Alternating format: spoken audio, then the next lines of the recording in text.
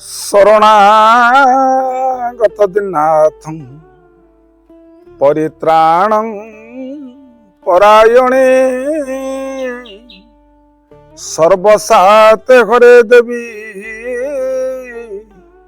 ମା ଶାରଦେ ଦେବୀ ନମସ୍ତୁତି।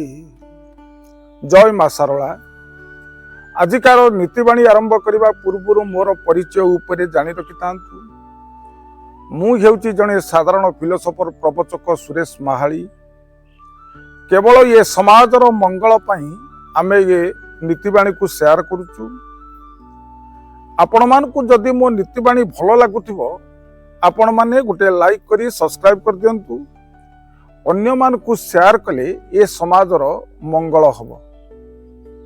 ଆସନ୍ତୁ ନୀତିବାଣୀ ଆରମ୍ଭ କରିବା ପୂର୍ବରୁ ସୁନ୍ଦର କଥାଟିଏ। ବିକ୍ରମାଦିତ୍ୟ ରାଜା ହେଉଛନ୍ତି ନ୍ୟାୟବନ୍ତ ରାଜା, ଧର୍ମବନ୍ତ ରାଜା। ପ୍ରଜାମାନଙ୍କୁ ନିଜର ପୁଅ ଝିଅ ଭଳି ଇଏ ପାଳନ କରନ୍ତି। ବିକ୍ରମାଦିତ୍ୟ ରାଜା ଥରେ ବନସ୍ତରେ ଭ୍ରମଣ କରୁଥିବା ସମୟରେ ହଠାତ୍ ତାଙ୍କ ଆଖି ଉପରେ ପଡ଼ିଲା ଗୋଟିଏ କାଠୁରିଆଟିଏ କାଠ କାଟୁଛି ଏବଂ କାଠ କାଟିବା ସମୟରେ ଗୋଟିଏ ଭାଲୁଟିଏ ସେଇ କାଠୁରିଆ ନିକଟକୁ ଇଏ ଚାଲିଥାଏ।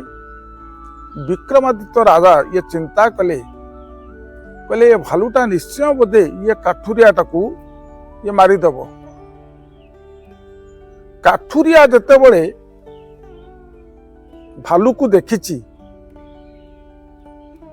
ଜୀବନ ବଞ୍ଚାଇବା ପାଇଁ ସେ ଗଛ ଉପରକୁ ଉଠିଗଲା। ଭାଲୁ ମଧ୍ୟ ସେଇ କାଠୁରିଆକୁ ଇଏ ମାରିବା ପାଇଁ ଗଛ ଉପରକୁ ଯେତେବେଳେ ଉଠିବାକୁ ଚେଷ୍ଟା କରେ କାଠୁରିଆ ଇଏ ଚିନ୍ତା କଲା ଇଏ ଭାଲୁ ନିଶ୍ଚୟ ଗଛ ଉପରକୁ ଆସି ମୋତେ ଇଏ ମାରିଦେବ। ତେଣୁ ସେ ଗଛ ଉପରୁ ତଳକୁ ଖସି ପଡ଼ିଲା। ଏହି ସମୟରେ ତାର ଇଏ ପ୍ରାଣ ଚାଲିଗଲା। ବିକ୍ରମାଦିତ୍ୟ ରାଜା ଏ କଥାକୁ ସବୁ ଦେଖୁଥାନ୍ତି। ତାପରେ ସେ ଭାଲୁଟି କିଛି ସମୟ ପରେ ଗୋଟିଏ ବଡ଼ ସର୍ପ ଧାରଣ ହେଲା। ବିକ୍ରମାଦିତ୍ୟ ରାଜାଙ୍କୁ ଭାରି ଆଶ୍ଚର୍ଯ୍ୟ ଲାଗିଲା।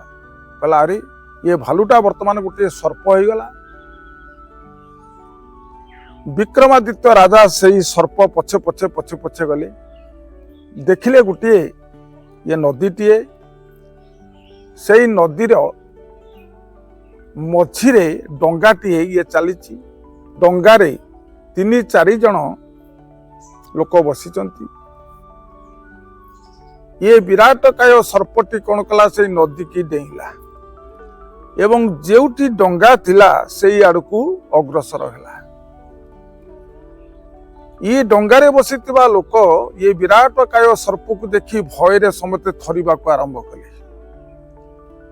ଏବଂ ଥରିବା ସମୟରେ ଡଙ୍ଗାଟି ଦୋହଲିକିନା ବୁଡ଼ିଗଲା ଏବଂ ସେ 4 ଜଣ ଲୋକ ସେଇ ନଦୀର ମଝିରେ ସେମାନେ ପ୍ରାଣତ୍ୟାଗ କଲେ। ସର୍ପଟି ଫେରି ଆସିଲା। ବିକ୍ରମାଦିତ୍ୟ ରାଜା ଏସବୁ ଘଟଣାକୁ ଦେଖୁଥାନ୍ତି ଏବଂ ସେଇ ସର୍ପଟି ଗୋଟିଏ ସୁନ୍ଦରୀ ରୂପ ଧାରଣ କଲା। ଗୋଟିଏ ସୁନ୍ଦରୀ ଝିଅ ହେଇକିନା ସେ ଚାଲିଥାଏ। ବିକ୍ରମାଦିତ୍ୟ ରାଜା ତା ପଛେ ପଛେ ଚାଲିଲେ। ସେଇ ବନସ୍ତରେ 2 ଭାଇ ଆସୁଥାନ୍ତି। ହଠାତ୍ ଏ ସୁନ୍ଦରୀ କି ଦେଖି 2 ଭାଇ ତକ ସେଇ ସୁନ୍ଦରୀ ନିକଟକୁ ଯେତେବେଳେ ଆସିଲେ ଏଇ ସୁନ୍ଦରୀ ଯୁବତୀ କହିଲା ହେଇ ଦେଖ ମୋତେ ତମେ ବିବାହ କରିବ? 2 ଭାଇ ତକ ହଁ କହିଲେ ତମେ 2 ଜଣ ଯାକ ଲଢ଼ିବ, ଯିଏ ଜିତିଯିବ ସେଇ କେବଳ ମୋ ସ୍ୱାମୀ ହେବ।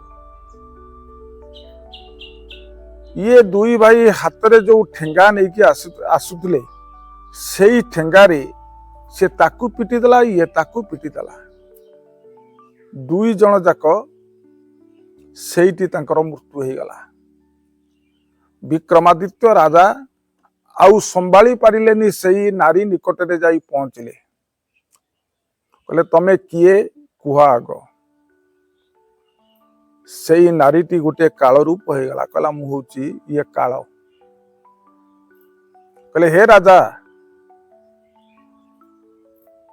जम राजा काहाकू ये मारंतीनी काल काहाकू ये मारेनी निजर कर्म अनुसार एमाने अपना छाए मरती कहले हे राजा एमानकु मु मारिनी काठुरियाटी से गछ उपरे ताई तले खसिला से मरीगला डंगारे जाउतबा लोक मते भय करिकिना से माने सेई पानी रे बुड़ीकिना मरीगले किंतु ये दुई भाई गोटे नारी पई एमाने जीवन त्याग करदेले।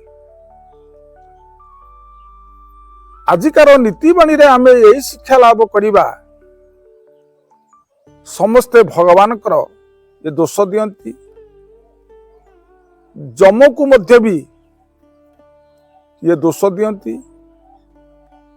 भगवान कहते अरे धन ये जम राजार ये दोष नहीं कि मोर भी दोष नहीं तो कला कर्मर फल आज तू भोगिया को जाऊ ए जीव निज कर्म फल भुंजती रही ए सयल तेणु कर्म अनुसार से तार फल भोग करिवो यही तला ये नीतिबाणी ये निर्जास कथा आपण माने जदि मो कथा को श्रवण करितिबे आपनक जीवन धन्य होई जिवो वैकुंठपुर लाभ करिवे।